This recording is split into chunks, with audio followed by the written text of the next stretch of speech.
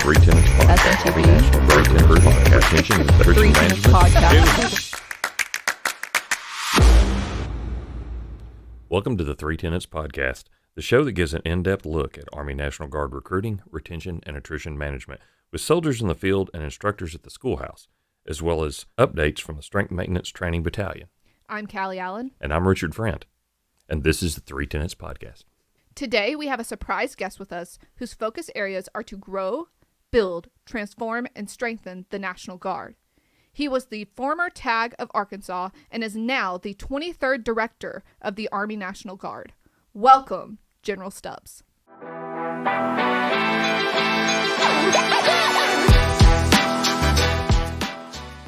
Sir, let's talk about your first principles. They focus on trust, excellence, teamwork, and accountability. All of these principles have an overarching view of working together. What are your standards and expectations of the principles in action? Yeah, so, we'll start with trust. To me, trust is foundational in any organization. And the way I characterize trust, and when I talk about trust, the illustration I use is trust is the fuel that powers the engine of any organization. Trust is fundamental, it's critical, and without trust, the engine doesn't run and the vehicle or the organization can't move forward. So trust is, it's absolutely foundational, and that's why it's listed first. It all starts with trust. And when I go into any organization and when I meet folks for the first time, I start from a position of trust. I look them in the eye and say, I trust you, I respect you, and I appreciate you, right? I trust you, I respect you, and I appreciate you. So that's the first thing as it relates to trust. Excellence is very simple. There's one standard. There can only be one standard, and that's the standard of excellence. But we also got to understand that we're not always going to meet that standard. We're humans. We're fallible. And we don't necessarily always have the time needed, the resources needed to attain that standard of excellence. It doesn't mean we lower the standard, though. It doesn't mean we lower the standard. That's just what our soldiers deserve, what our nation expects, and what our nation demands, quite frankly, is a standard of excellence. Teamwork, we're all in this together. We don't do anything alone in the Army, necessarily. Success is achieved through teams of teams, at whatever echelon. As a director of the Army National Guard, serving at the national level, the team starts at the lowest level, the team, the squad, the platoon, the company, the battalion, the brigade, the group, whatever the case may be, the division, the states, and then up at the national level at the Army National Guard. We are a team of teams. We do everything together. And we need to make sure to, as we talk about teams, that we amplify the fact that if we're going to build cohesive teams, we need to make sure that everybody's valued, respected, protected, and then trained to be the best that they can be. Yes, sir. And then accountability. So our nation expects us to be ready.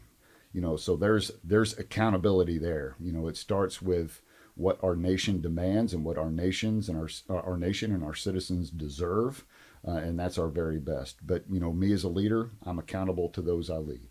And I'm very cognizant of that. And I'm going to work every day, and I'm going to hold myself accountable every day and hold myself to a standard of excellence. I'm going to work every day to build trust and be a trustworthy leader, and I'm accountable to those that I lead. And I just challenge every leader that you can demand, from your subordinates, and that's just inherent in the military. We all work for somebody. We're all accountable for somebody.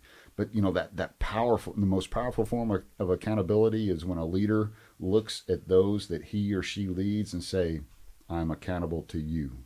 Hold me accountable." So accountability is very important. So that's just kind of sums up my first principles there. Yeah, I think when it comes to the Professional Education Center, Colonel Calderon really hits on pursuing excellence here. He makes sure that the staff is always taking that next step. He came and spoke to us at SMTB before talking about pursuing excellence, not to brag on our podcast. that our podcast was pursuing excellence, but always making sure you go forward and do the next step.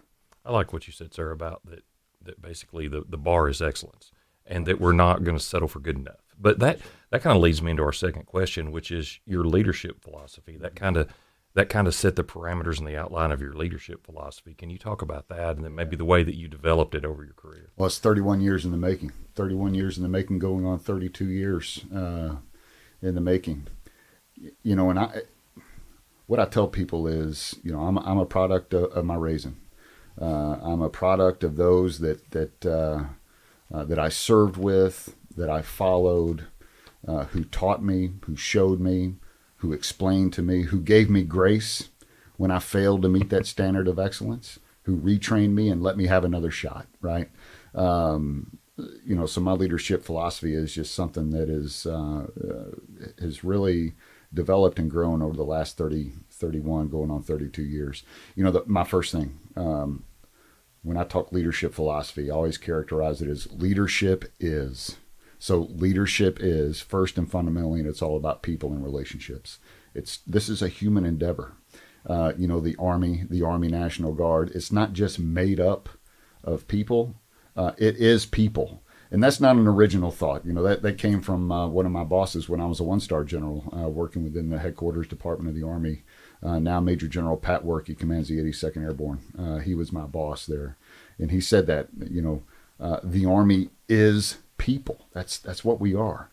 Yeah, we're organized around systems, weapons, whatever the case may be, but we are a people-centric organization, and we've got to acknowledge that and then invest ourselves in that. We got to invest ourselves in our people, building relationships. You know, the next thing for me is listening and understanding first.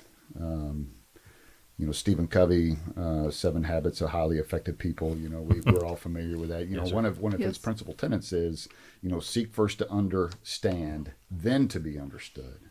So it's important as leaders that we just kind of humble ourselves, sit back, observe, and listen. You know, listen to your people and what they have to tell you.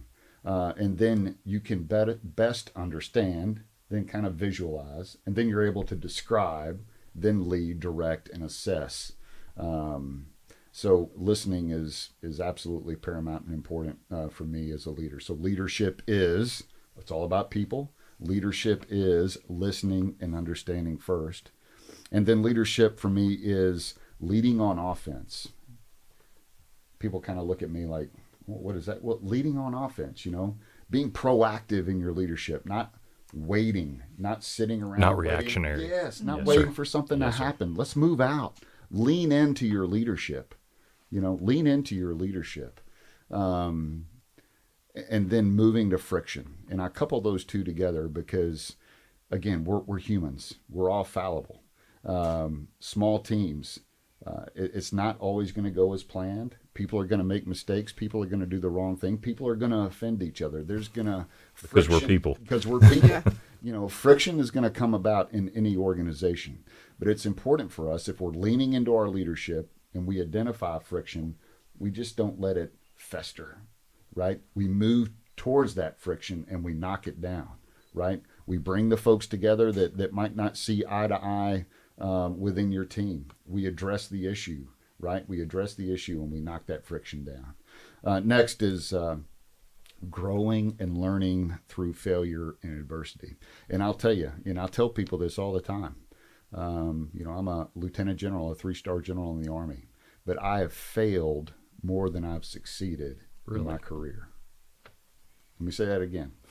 I've failed more than I've succeeded in my career. But you learned from it. But I learned from it, right? I learned from it. So, you know, my challenge is, hey, you're not always gonna meet the standard. You know, I've been a redo, a no-go, you know, a try again. I've been lost. I've got my platoon lost. You know, I've done that time and time again in my career. At all levels of leadership. But I learned something from it. And that's when you hold yourself accountable, which is one of the tenets of your leadership. Absolutely. And then lastly, you know, just an unwavering commitment to excellence. understanding that you're not always going to get there, but the standard never changes. So leadership is all about people and relationships. Leadership is listening and understanding first. Leadership is leading on offense and moving to friction. Leadership is learning through failure and adversity, right? And then leadership is, maintaining that unwavering commitment to excellence. So that's just my very simple philosophy, I think. Again, brought about by about 31, going on 32 years of service. And a lot of great people. What I like about that, sir, is that it doesn't just work for a 3-star general at NGB. That translates all the way down to like a squad leader, when you're holding yourself accountable, when you're understanding to be understood. That philosophy actually translates down to the lowest level. And so that's something that you could really instill. And I like that. It's not just unique to upper management, as they would say. So that's exactly a great leadership. And it can apply in the conference room. It can apply in the command post. It can apply in the assembly area, right? As part of a tactical operation. You need to understand the operations order, right, before you write your own and communicate to your subordinates, right? So it applies all across the environments in which we operate.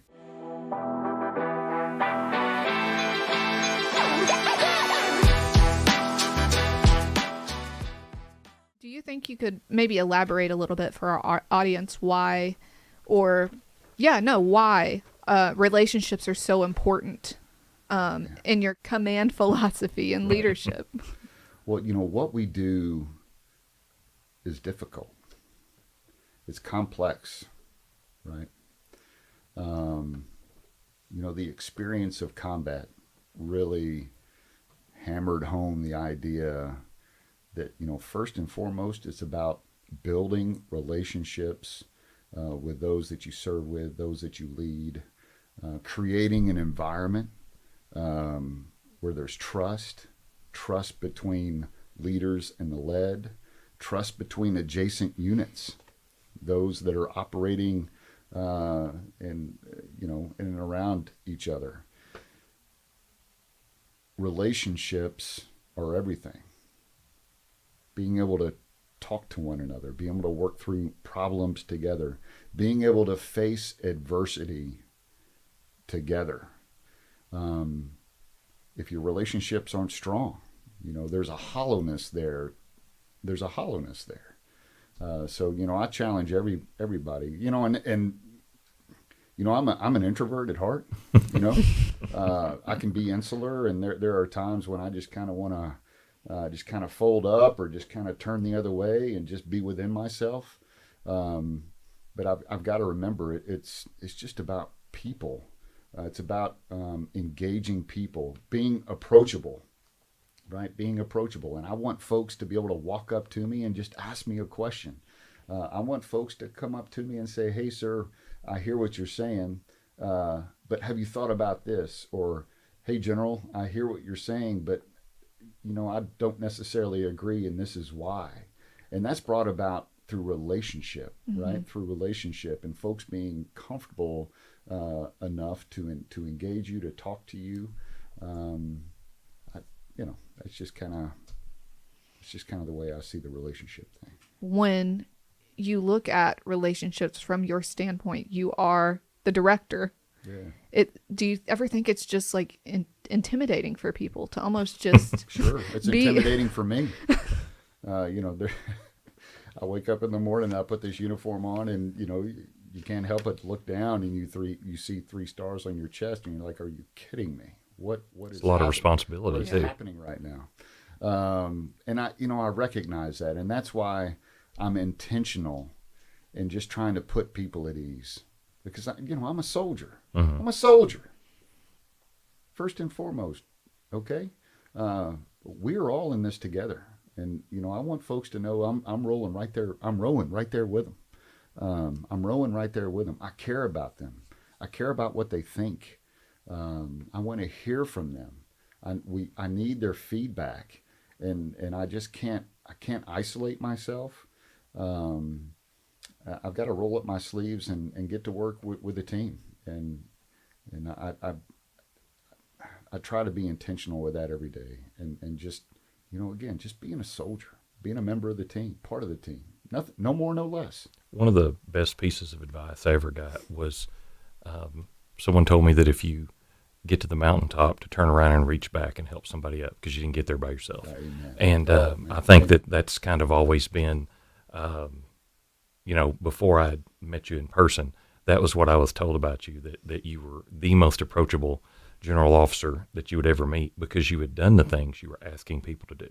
Well, I can tell you, I've been the rock in a lot of leaders' rucksack. Okay?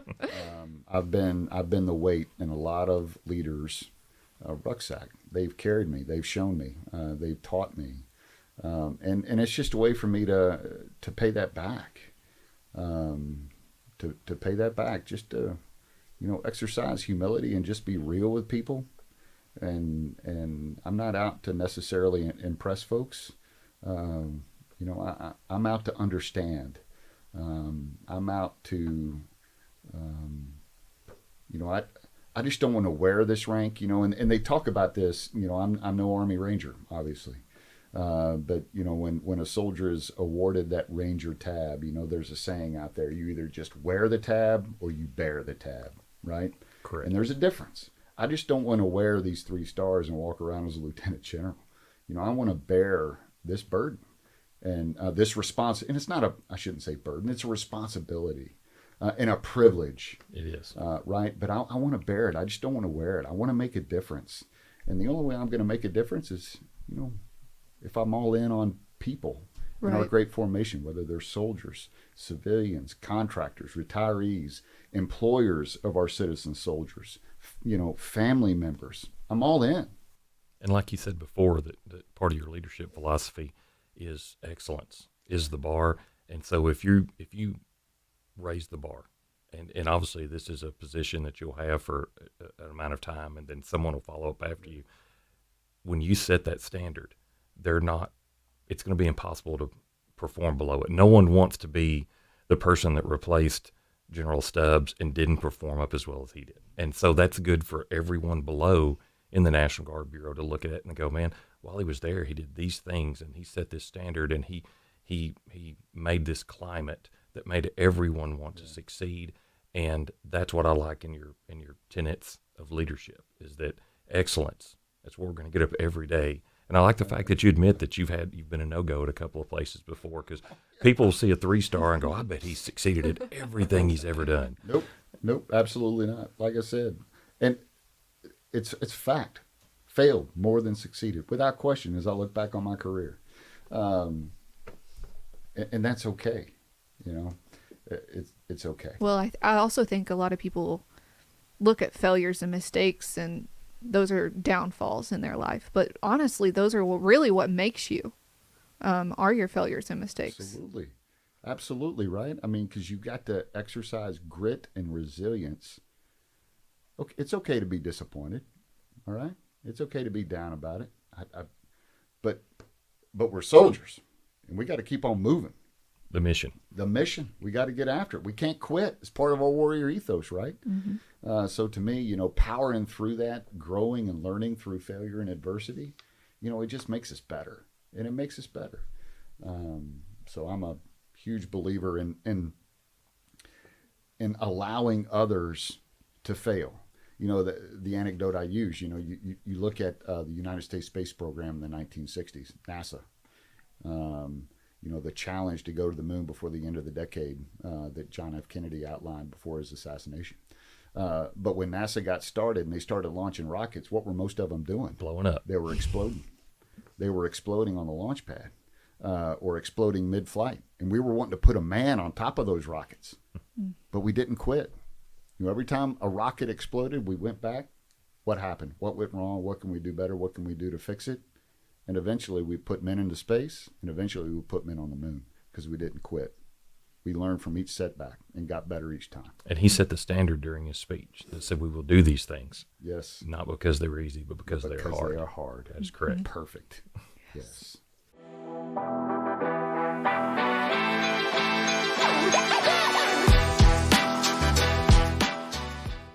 So we mentioned your focus areas earlier. but the area of growth really hits hard on the recruiting, retention, and attrition management. Can you elaborate for the 79 Tangos listening what you expect from them as the recruiting and retention force? Absolutely. So I've got focus areas, right? And I caution people, and I let them know that, hey, these are my focus areas. They're not necessarily my priorities. I'm still thinking through priorities. I'm still listening. I'm still taking things in. But what I can say unequivocally,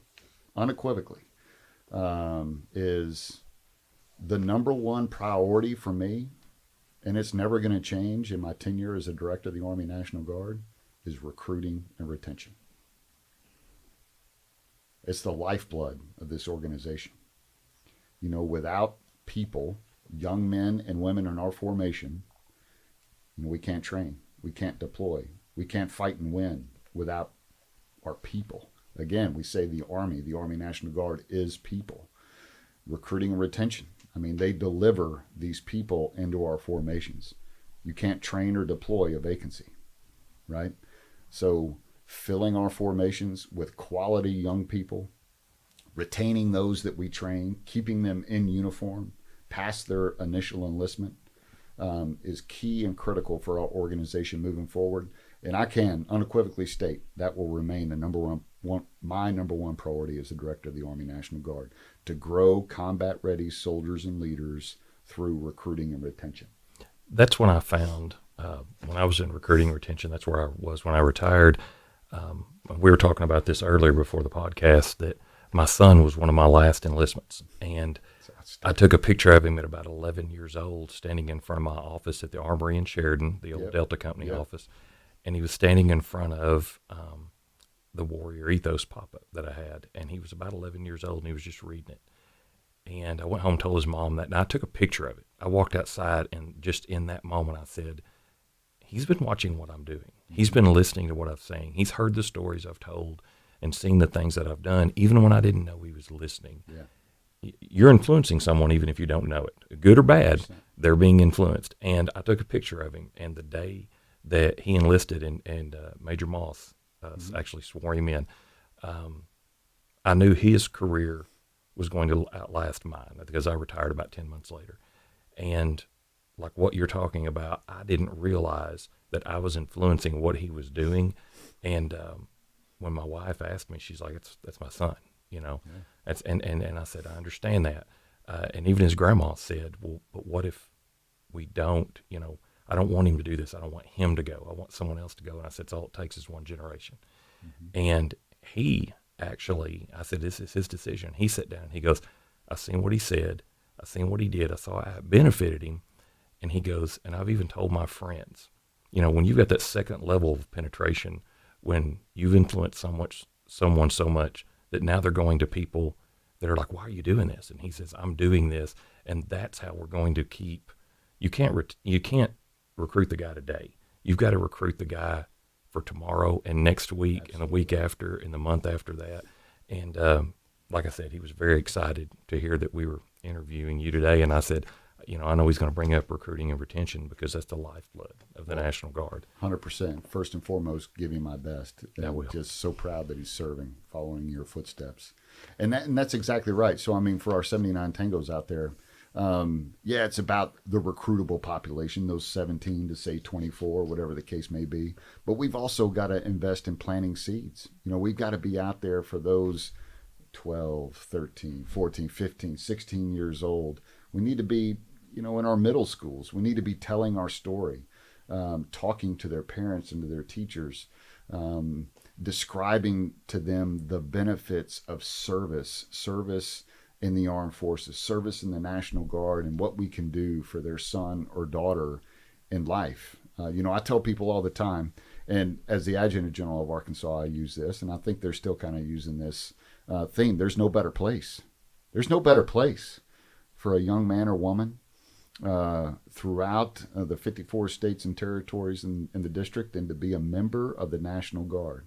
And now as the director of the Army Guard, I'll say then to be a member of the Army National Guard. What we can do for a young person, we can catapult them into life in terms of training, benefits, experience, opportunities, relationships, The things that we can do for our young people, just can't be touched. Yeah, I mean, other folks out there, whether it be in the private sector or whatever, you can go get a job and you get some college money and have an opportunity to further your education and everything else. But we offer so much more.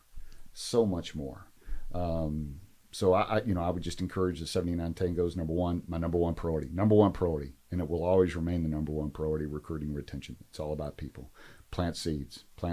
We got to be focused on the recruitable population in the here and the now, but also let's invest time in planting seeds for those that are maybe 3 to 4 years out from being ready to raise their right hand. And let's just understand, and let's be adamant, and let's be animated, and let's be passionate about our message in terms of we are a great organization. We are a first choice destination for our young people. Yeah, we're not an alternative. No. We're actually, have people go, well, I want to go to college. Let me talk to you about that. Well, I want to do this. I want to do that. And the perception that people had of the National Guard and what we actually were and how much it had changed after the GWAT era was surprising to me, because I had lived through it and came in right after the first Gulf War. And then to be into the GWAT, and people now like I'm sure you'd make a great recruiter, by the way, sir. But that's one of the things that I think about, is that if you have someone that sits down and listens and goes, well, listen to General Stubbs and look at how the Guard. Imagine your life if you'd never joined the Guard. Can't imagine my life. And how different it would be. Can't imagine my life without the Army. I mean, you're an intelligent and motivated individual, but look at the opportunities you got and the things that you did that at that age when you joined, you'd have never thought, I'm going to be up at NGB running things. Yep, that's right. So, you said it. You said the word opportunity. So I say no better place, because there are no better people. You are not going to find better people than what you'll find in the Army National Guard. People of like mind, people that are committed to that same kind of value set, loyalty, duty, selfless service, honor, integrity, and personal courage. I forgot respect. Like-minded values, like-minded people, right? Yes, that are committed to one another. No better people, no better opportunity in terms of the world-class training that we're going to give you, the opportunity to grow in a civilian career field, to have certain civilian education opportunities that we can provide to you, and no better deal. No better deal in terms of what we offer with respect to just world-class opportunities to either travel, to have these unique experiences, to be challenged, right? To do hard things and to make a contribution. No better people, no better opportunity, no better deal than to be a soldier in the Army National Guard. Absolutely.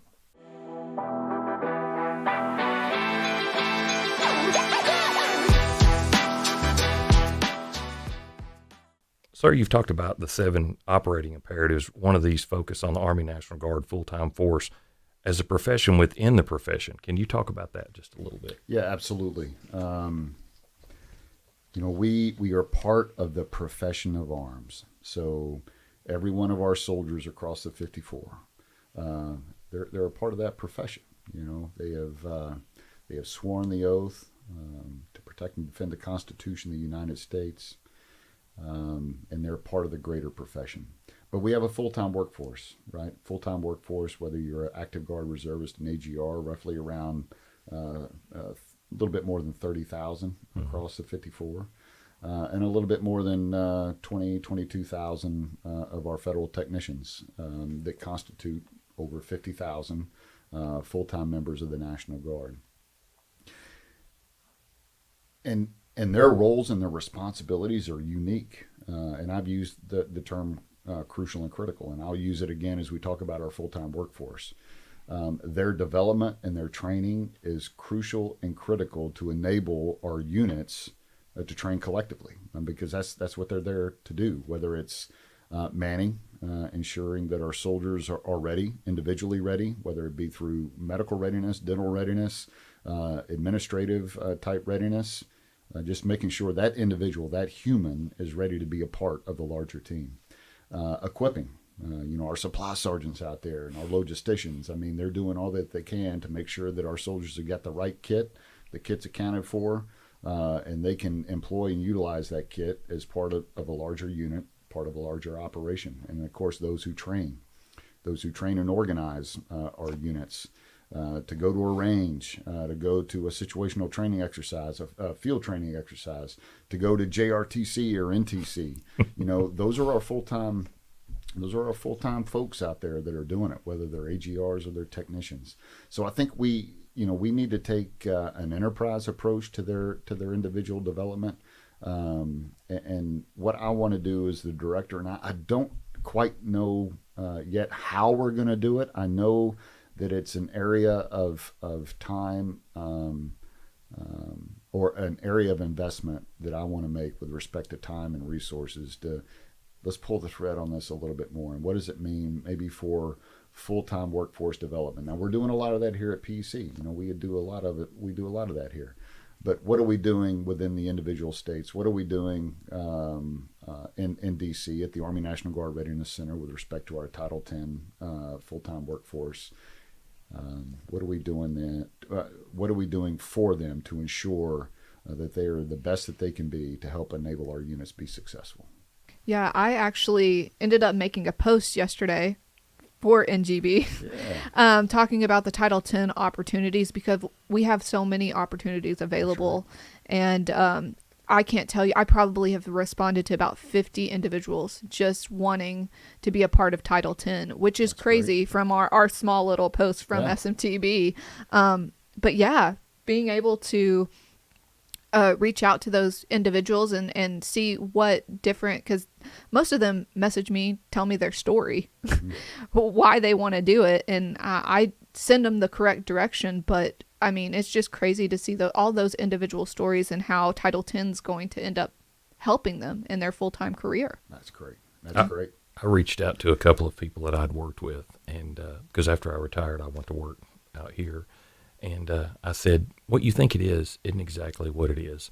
And if you really want to have an impact that's outside of the county that you're recruiting in or whatever, imagine going into SQI-4 and teaching someone from all 50 states and 4 territories and instilling the things that you've learned in your time frame. Because a lot of these guys have been recruiting 10, 15 years. They've been on the trail for a long time.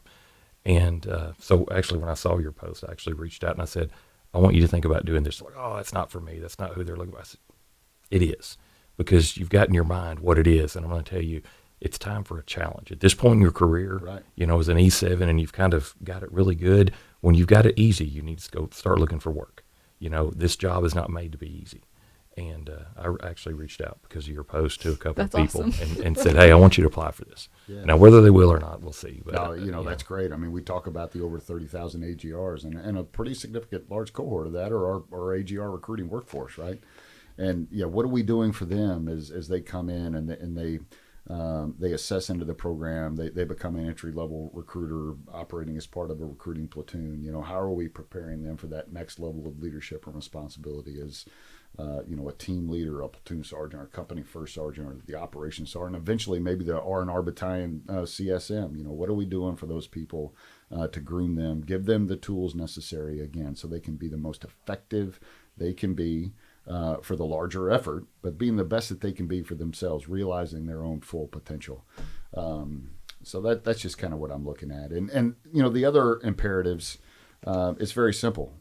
We exist as full-time members of the National Guard and as Title X members of the Army National Guard, working there at Temple Army Readiness Center. We've got to take a support the 54 approach. That's why we're here.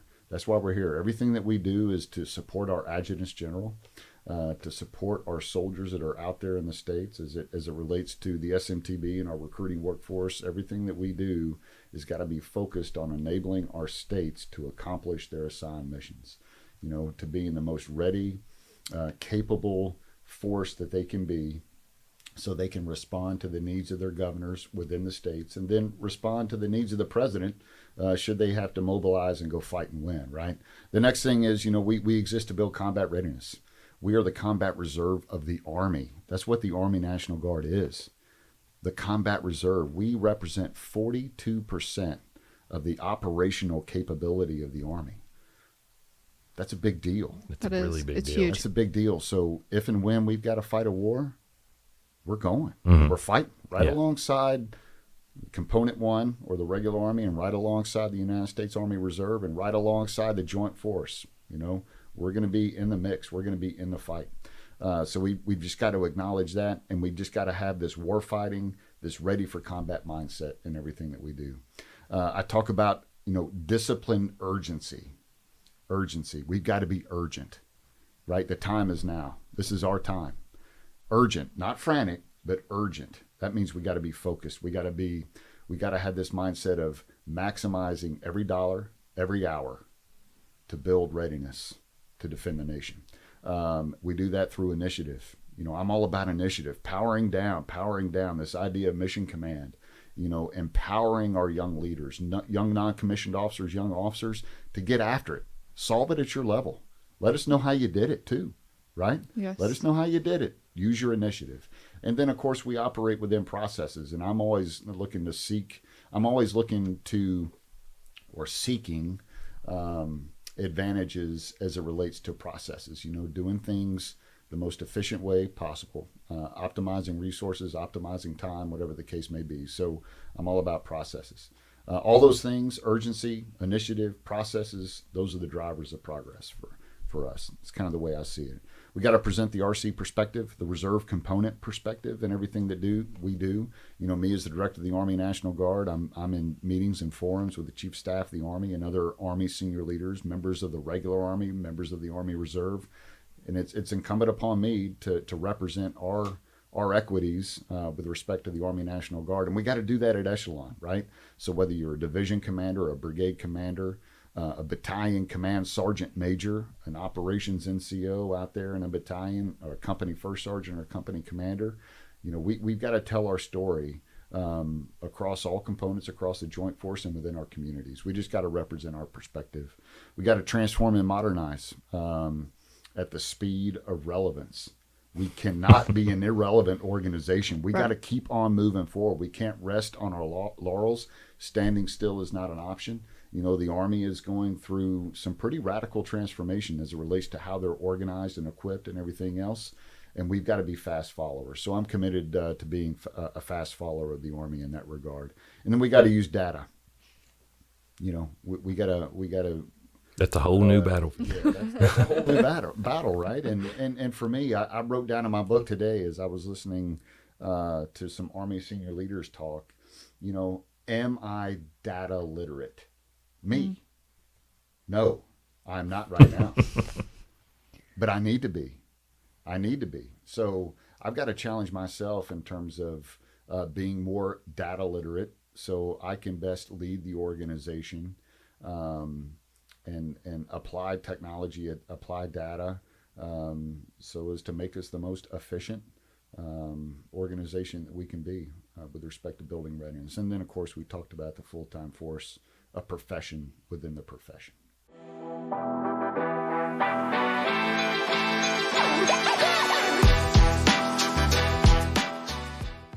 So is there anything we haven't talked about that you would like to share with our listeners?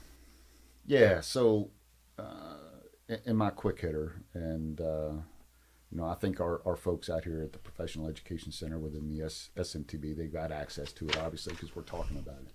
But I've got other thoughts down there in the bottom right of that quick hitter, and this whole idea of character, commitment, and competence. So let me just talk about that. Of everything that I've just said, the most important thing I want to convey, other than trust. It's about people. Trust, people. Standard of excellence, absolutely. All those things are incredibly important. Recruiting and retention, the number one priority. We want to build lethal units.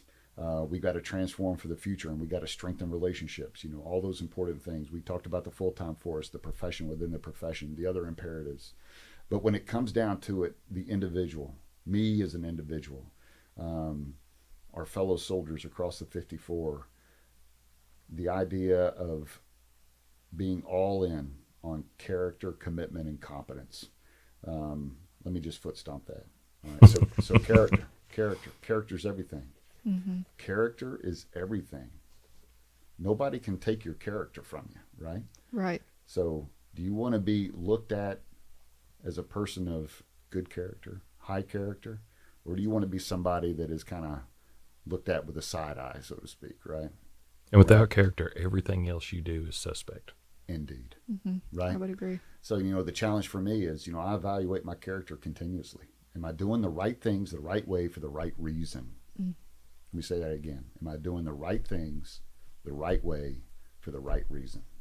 Am I doing the right things even when no one's looking? That is the definition of character. Yes, it is. Right?